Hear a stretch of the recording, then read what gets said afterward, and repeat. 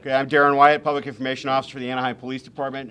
Acting Chief Julian Harvey is here. We're going to address you regarding a use of force incident that occurred on Friday morning, March 2nd.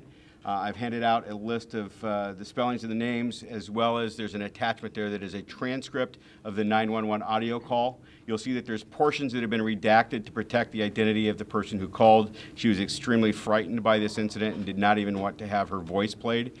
So we have a transcript there for you. With that, I'll turn it over to Acting Chief Harvey. Thank you, Daron. Thank you for coming this afternoon.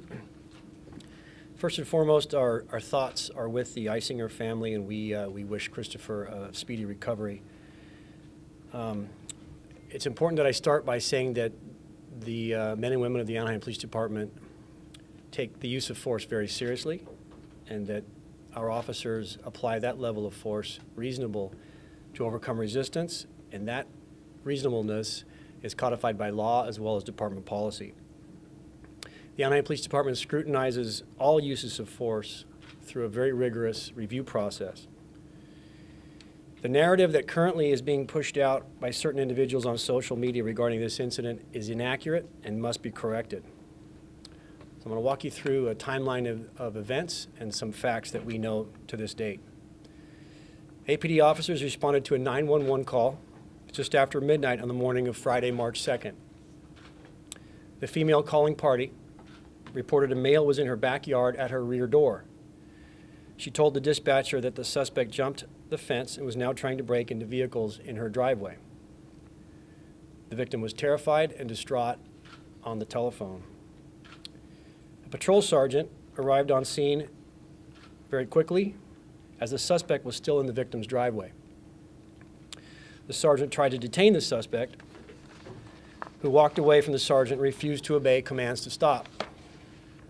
The suspect then dropped a large stick or pole and ran away. The suspect tripped while running and fell onto his buttocks, allowing the officers to catch up. The officers that did manage to catch up attempted to take the suspect into custody, but he resisted, kicking at the officers and moving his arms away from them. The suspect exhibited signs and symptoms of narcotic influence, continually pulled his arms away, continued to kick at the officers.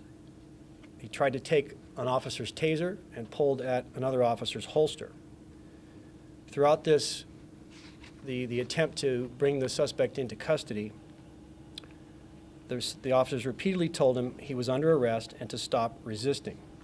The officers used control holds, they used physical force during this contact to overcome his resistance and take him into custody for the suspected crimes. The preliminary review shows the officers did not employ a carotid restraint, did not employ impact weapons, did not deploy a taser, or deliver any strikes to the suspect. At one point, the suspect stopped yelling, became a little less rigid, and the officers were able to handcuff him. The officers quickly noticed the suspect appeared to be unconscious and suffering from medical distress.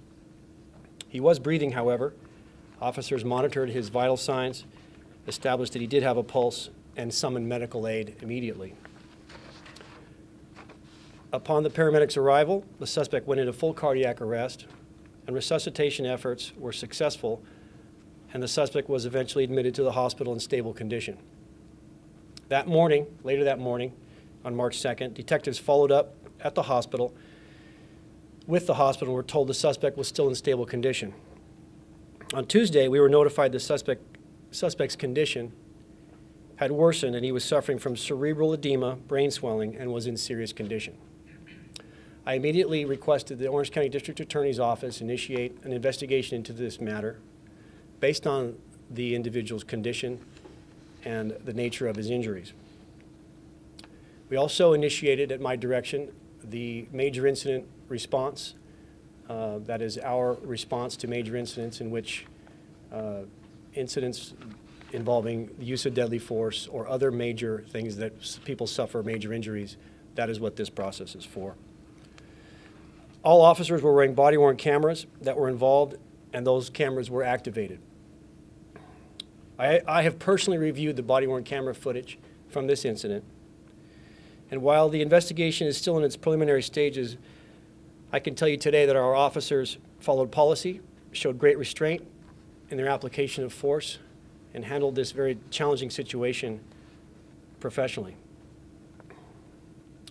We frankly do not know at this time how Mr. Eisinger obtained the injuries that he suffered, but we hope that the investigations that are concurrently ongoing will determine what those causes were. Subsequent interviews with the female victim revealed that the suspect was actually trying to enter her residence. We learned that after the fact. You'll notice it's not on the 911 transcript call, but we learned that after the fact. He was actually trying to enter her rear door.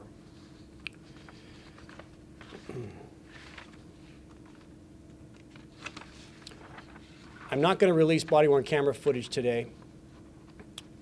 At this early stage of the investigative process, it would be premature.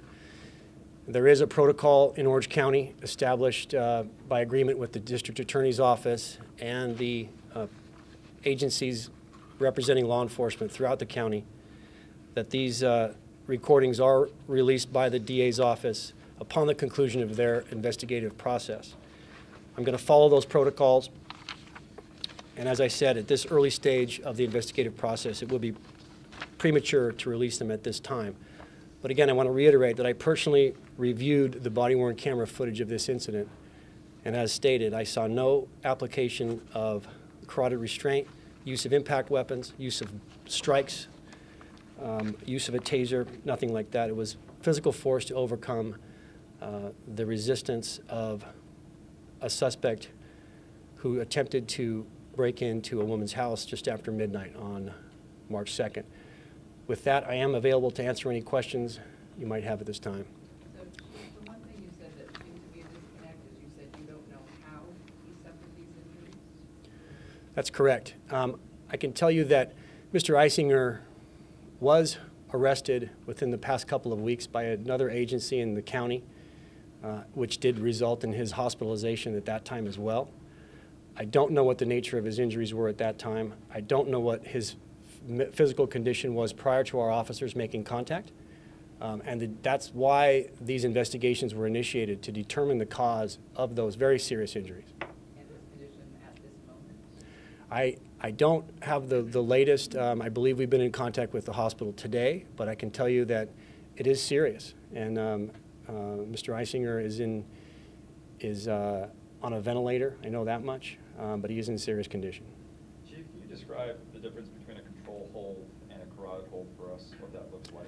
Certainly. A control hold is an attempt to control an individual's appendages, or maybe using pain compliance or physically controlling someone's body to prevent their movement, to prevent injury to the suspect and the officers or bystanders. A carotid restraint hold is a technique that restricts the blood flow to the brain temporarily, rendering the person unconscious to allow for his or her handcuffing. That's the difference between the two. So a control hold is not a choke hold? So I talked about a carotid restraint, not a chokehold. Right. Carotid restraint is, as I described, restricting the flow of blood to the brain, allowing the officers to take control. A control hold is different from a carotid restraint. It's a physical use of force to control someone's appendage or body movement in order to control their actions.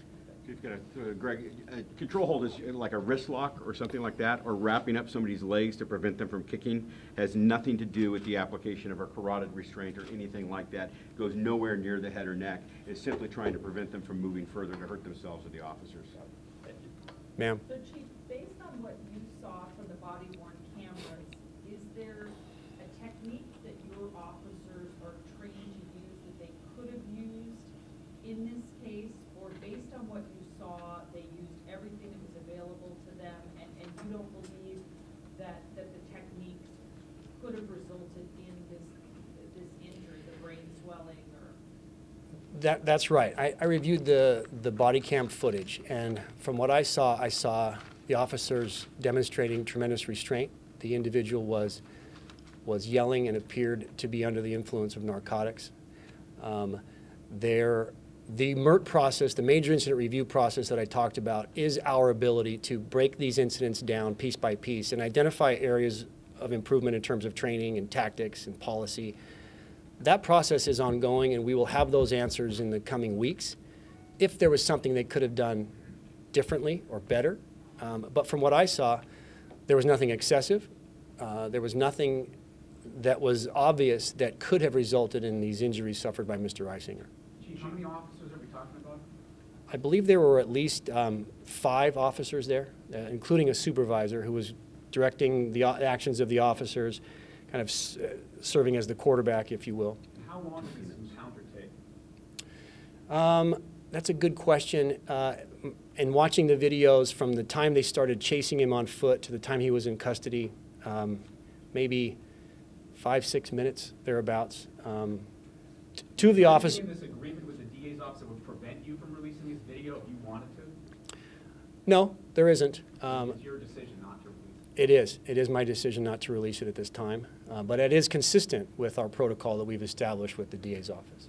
And these videos will be released at some point by the District Attorney's Office. You must understand, we've provided all relevant evidence to the DA's office to this point, including all of the body-worn camera footage. That's all been provided to the DA's office. Chief, you said that it was 5 or 6 minutes. Was there any part of this incident that was not captured on any of those body-worn cameras that could explain the facial injuries? To my knowledge, and from my review at this point, the officers had their cameras rolling as they responded to this incident, so that's a good thing. We didn't capture that 30-second buffer where there's no audio. It was the entire incident was captured from the time they started chasing him to the time he was in handcuffs and actually being transported to the hospital. So every officer involved had a camera going and all angles were caught? They were, and you have to understand, some of the contact was close quarters, so the cameras, when they're close quarters, you can imagine if you're this far away from someone, there will be a limited view, a restricted view, if you will. So I'm not saying the footage is perfect, but from what I gleaned and gathered in reviewing it, I didn't see any of those things that I mentioned earlier. Is there any chance that, given that close quarters you're talking about, that there was maybe a facial blow at some point that was not caught on the camera, or that would explain the facial injury? It's possible, and that's the reason for these investigations, that these videos will be broken down piece by piece, frame by frame. There are still people to talk to. We're going to look and canvass the area for more witnesses to try to really determine how these injuries were received. Do you believe it is possible, given how serious the injuries were, that they happened before the encounter with the officer? It's possible. It's possible. As I said, there's nothing to indicate from my review, based on what I saw, to suggest, oh, that action there could have resulted in the very serious injuries Mr. Eisinger suffered. But it is within the realm of possibility. You said you got a theory of how that may have happened before? I do not. I do not. Chief, where does that mugshot from? It's from a booking here in Orange County from December of 2017. Our review has indicated that Mr. Eisinger is no stranger to law enforcement. He has multiple convictions for domestic violence, use of narcotics, resisting arrest, threatening a police officer, battering on a police officer. So that's it. We've held a long time that drugs oftentimes make good people do bad things. This may be one of those cases. And here in Anaheim, we have several programs available to anybody who's suffering from addiction, such as Drug Free Anaheim. Over the last year, we helped 270 people with their addiction habits. So there are resources available. Chief, when he was in the hospital, that was how long ago? And can you give us a little bit more on that? Is it possible he had some sort of brain injury or these facial lacerations? He was treated for that when he was last in the hospital? It's possible, and we're still looking into that. And the DA's office, their responsibility through this process is to go back in time to try to determine what, if anything, could have caused those injuries. And like I said, I'm not saying it didn't happen during our contact with him, but those are the facts that need to be meted out in this investigation. And to the question about my decision not to release the body-worn camera, I think it's important to note that there is no more transparent agency in Orange County, certainly in the region, than the Anaheim Police Department. We're the first to deploy body-worn cameras department-wide. We are the only agency in the county with a civilian oversight model of any kind.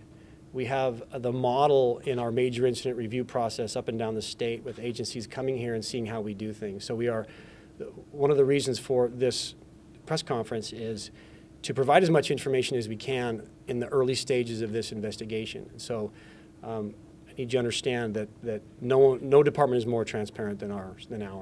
What is I guess, what is the justification, the reasoning for not releasing it then? as I said, is very early in the investigation, very early. We're talking days. And we've provided everything to the DA's office. And they will, per the protocol, be releasing upon the conclusion of their investigation. That is what's behind my decision at this point. Would it damage the investigation, the integrity of the investigation? Hard to say. You know, there's always pros and cons to the release of video too early in a process like this, but that's why I wanted everyone to know that I personally reviewed these videos and multiple videos to get a full picture of what occurred. And although I understand that your preference to have those, I'm telling you as I stand here today, I've reviewed them very closely, and I, as described, saw none of those actions. So are you saying that includes that you didn't see any punches to the face or the head? Correct. Chief, you found narcotics on him. You said that he had dropped that large pole or stick when the officers arrived. Was there anything else that you may have found on him that is worth note? I don't know that we found narcotics. I believe we found paraphernalia on him, and the dropping of the stick was captured on body-worn camera. That is part of the evidence. But no other weapons on him? No, not to my knowledge. And the status of the officers that were involved in this? They've all been notified of these ongoing investigations. They're still all currently assigned to their normal duties. Chief, we talked to some people in the neighborhood, was there a second suspect involved in this at all? That, I'm not aware of that. No. So the Police Oversight Committee, are the citizens that are on this committee allowed to see this video that's not released to the public? In our former iteration of our police oversight model, that took place. We currently don't have a body seated. In a matter of weeks, the second iteration of our oversight model will be in place. There's currently, the city's accepting applications from residents across all 6 districts in the city. Once those selections have been made by lottery, the board will be seated. But today, there is no board seated. We are in the middle between the first iteration and the second. But in a matter of weeks, that new board will be seated. But normally, to answer your question, the answer is yes. We show those videos in closed session to our oversight board. Thank you. Chief, if this investigation is still ongoing at the time that it's seated, will the video be provided to them? I don't see why not. Yep. Okay. Thank Anything you else? for your time. Okay. We're not releasing the actual audio for that because the victim was terrified and didn't want that released. That's why we've issued the transcript of that for you. Michelle, one of your questions was about prior contacts. We do know that on Super Bowl Sunday, Mr. Eisinger presented himself at a local hospital. He'd been involved in an altercation with somebody. We have not been able to find any documentation indicating that that altercation was reported, but the investigation has revealed that at one point following that altercation on Super Bowl Sunday, he did have black eyes on both eyes. Then the other arrest that we talked about a couple of weeks ago, he did resist arrest at that time, was taken to a local hospital, and then cited and released from there. All of that information is part of the district attorney's investigation. They'll be following up on that as the lead investigative agency there. Can you help us out with what agencies we're talking about? So the resisting arrest? Yeah, I don't have that information, and it's not a conviction at this time, so I don't know that it would be public record. Do we know what hospital? I do, but because of HIPAA, I can't tell you. And you describing this man as a transient? Is he known to be in any particular area? He is a transient. This is the first contact that we have had with the Anaheim Police Department with him. We have definitively been able to show that he was not a resident of the Santa Ana River Trail that was then displaced or relocated to the area. That we've definitively been able to take that off the table, but this was our first contact with him here at the Anaheim Police Department. Those 2 black eyes, that incident, is that the most serious of the injuries that you know about prior to this contact? That's speculation. We don't know at this time, but we do know that that occurred. Okay, thank you very much.